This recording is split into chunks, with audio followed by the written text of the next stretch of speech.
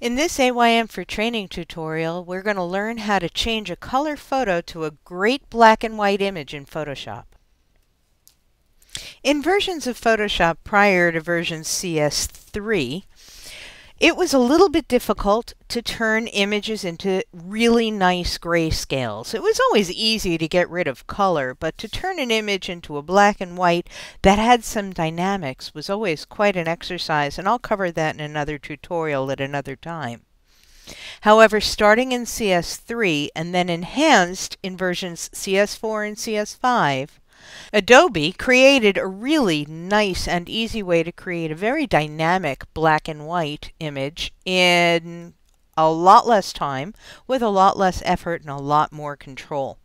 So I wanted to use CS5 here to show you this really excellent tool. I'm starting with an extremely bland image. It was shot on a really bland day, and I really liked the bench, but that was kind of all I got out of this. The sky is a bit washed out. Okay, it's really washed out. The tree sort of disappears in the background, and I wanted to be able to just turn this into a grayscale that might make this a presentable image. The first way I'm going to teach you is using the Layers panel, which is right over here. As you can see, we have the layers, and at the very bottom of the Layers panel, we have what I call the black and white cookie. What that does is it gives us access to something called an adjustment layer, which is going to sit on top of an existing layer and allow us to be able to alter the look of what we have underneath without changing any pixels permanently. So I'm going to go down to this adjustment layer icon, and you'll notice as I scroll, I actually have an option named black and white, which I'll select now. The adjustments panel in CS5 remains locked in the panel set. If you're in a previous version of Photoshop, you'll see this as a floating panel. In here, we have control over the way various colors are represented. For example, if I wanted to bring up those magentas in the tree, what I can do is reach for the magenta slider and watch the tree leaves as I grab that slider. You see how as I drag it to a brighter tone, those tree leaves get brighter. Well, we can use an additional tool to make great controls. I'm going to use this little finger tool. You can see it right here. And with this finger tool, I have the ability to alter all of these at once. Now, mind you, it's going to keep a grayscale image. But what I'd like to do is in this bush area in the back, I'm going to just click and hold my mouse and drag to the left. As you'll see, those tones are deepening up. You can see that some changes have occurred in the adjustments panel, and I'll just sort of deepen those up. The bench is starting to deepen up. And if I want, I can brighten up the area underneath here. If I really want to pop out those leaves a little bit more, those flowers, I can sort of adjust this additionally. I'm going to bring up some of the contrast in here, so I'm going to darken up the shadowy area and drag to the right in the lighter area. Now, the information is still in existence in the bottom layer. I just turn on this eyeball on this layer and you can see the alteration. I'm going to show you just what all those sliders did. I'm going to go onto this background layer without that eyeball on. I'm going to just create a black and white adjustment at the default. Compare that look with the one we ended up with. And I think you'll find that the one we created after making our adjustments is way more interesting. Here I have what could be a very pretty image of a path, but all these greens kind of intersperse into one massive greenness. I need some variety in here. I'm going to access an adjustment layer for black and white in a different way here. In the Adjustments panel itself, I can hover over this icon. You'll notice that right here where it says Add an Adjustment Right Now, the text is going to change to black and white. When I click that, it automatically creates that black and white adjustment. And now I'm not going to bother with these sliders at all. I'm just going to use the little finger tool and go in and say, please darken up those darker greens, and I'm going to brighten up this brighter green. And again, have a very interesting image that's kind of a grayscale. We'll use this one a little bit later on. In this image, I've got a very cute boy with a very clean background, but the background's a little monochromatic. Well, why don't I then turn this into more of a monochromatic image? Again, going to use the black and white adjustment. And here I'll use the little finger tool. I want to deepen up the sky. I want a much more dramatic sky. So I'm reaching into the sky. I don't want to bring in too much noise. So I'm reaching into the sky and enhancing the depth of the tone in the sky. I also really like these little boards he's standing on, so I want to brighten those up. Now, I know his skin kind of blew out and his feet blew out. Well, the reason is, if we look at the original image, all of those tones that I just adjusted have a lot of red in them. So when I increase the brightness on that red, and you can see the slider had gone way up, we increased a lot of the brightness in these other areas. The boots aren't important, but his face is. I'm not going to worry about it here because I have a little trick.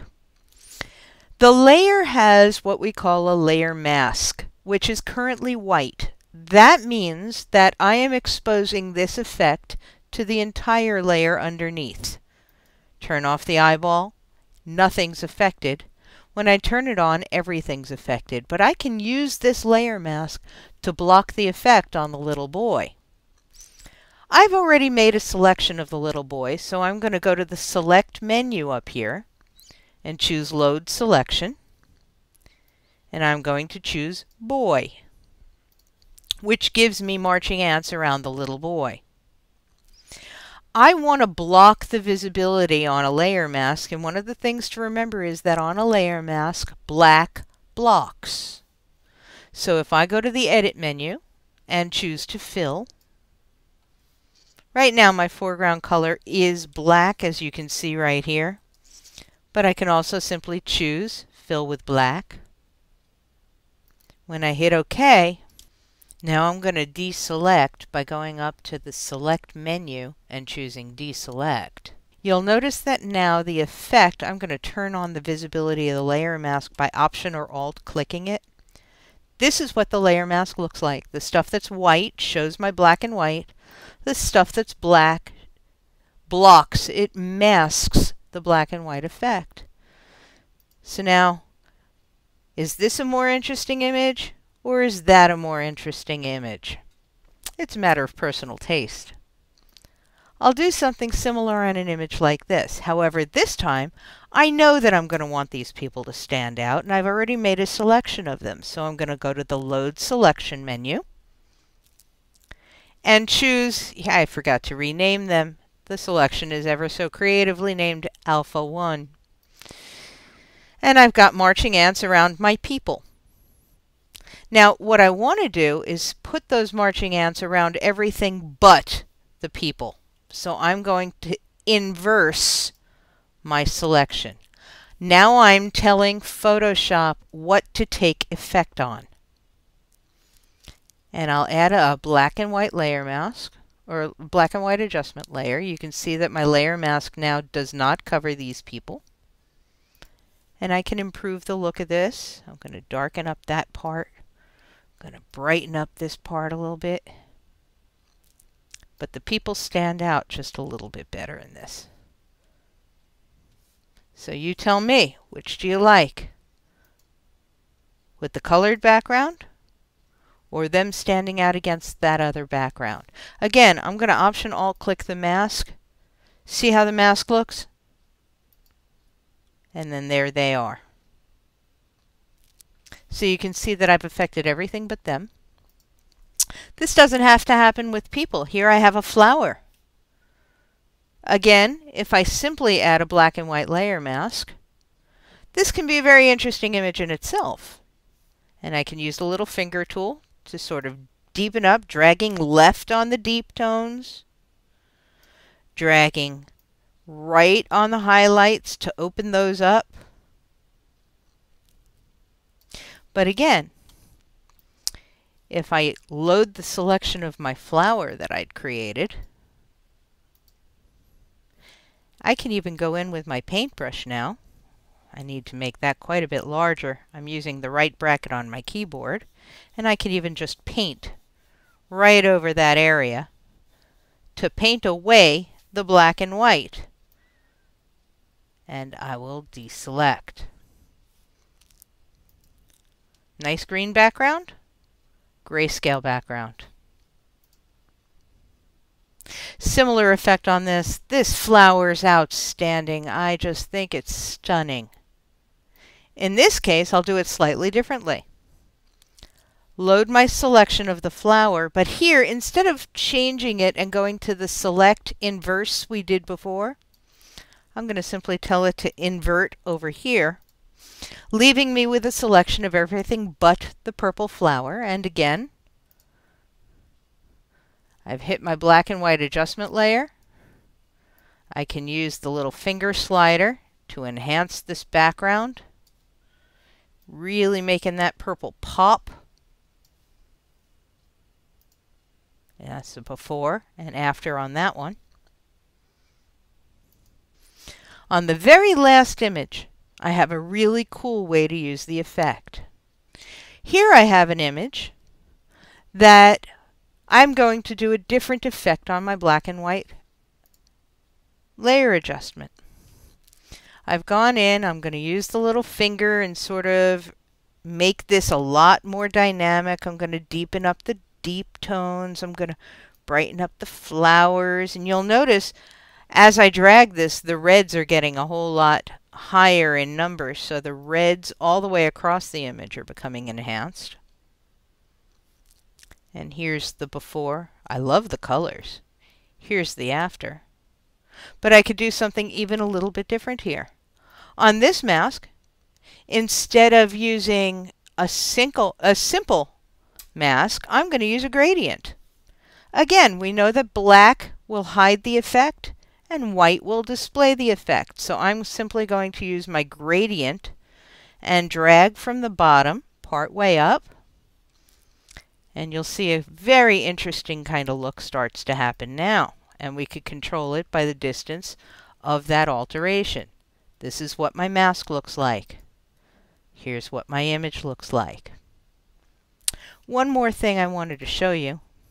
When we're looking at that black and white adjustment layer, this is a lovely look. And we've already talked about how to change those grayscale tones. But what we didn't discuss is the ability to add a tint. Right up here, I've clicked the tint box. You'll note my tint color is currently this beigeish color, and the effect is a lovely sepia tone on here. So if I turn off the tint, I have no sepia tone. If I turn on the tint, I have a sepia tone. And let's say I want it to be a blue tone. I'll click this beige box and move over to a blue tone. Nice blue tone image. That's a number of things we could do with the black and white adjustment layer. I hope that helped you, and I hope that gave you some new and cool information. Thank you for watching this AYM for Training tutorial. We hope you found the video informative and helpful and that we taught you something new. AYM for Training offers instruction in a variety of formats. For more information, please visit our website at www.aym4training.com.